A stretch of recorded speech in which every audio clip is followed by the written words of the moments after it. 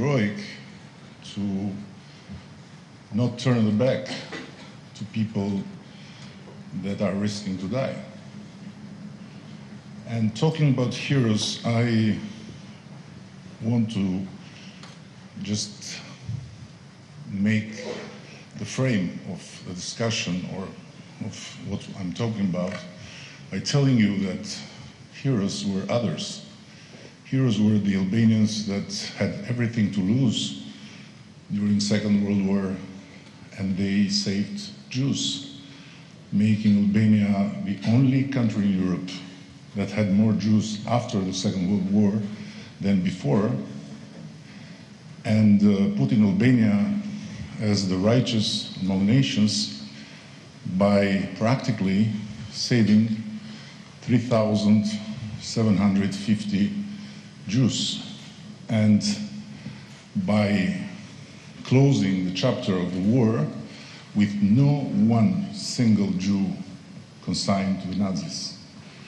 And among them there were many heroes, but one of them, his name was Mustafa Rezniku, who is also recognized by the State of Israel as righteous among nations. He saved 42 Jewish families. But his activity in hiding them in different villages around his house was somehow signaled.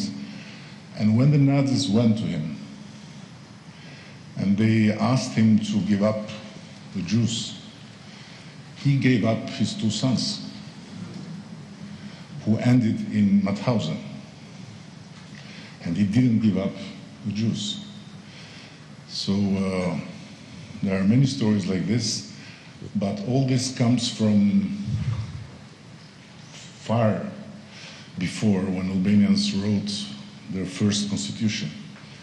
And the first paragraph of our first constitution says, "The house of the Albanian belongs to God and the guest." But the meaning of the word guest in Albanian in that paragraph means not only the one you invite, but also the one that shows up and knocks at your door. And the knock at the door is an obligation of you towards God to open and to help. So when in June we were in a gathering among the NATO member countries, and the talking was about the withdrawal, I just mentioned the need to address also the issue of the traitors. The traitors, as our very bitter history of dictatorship told us, are them who, after the regime will install itself, will be seen like the collaborators of the enemy.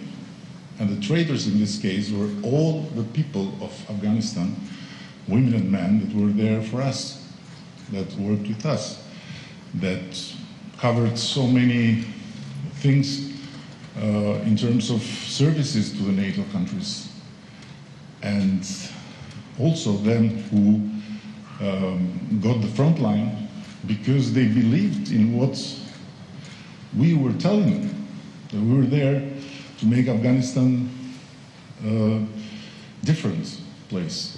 They believed it, and they came out and they stood for that.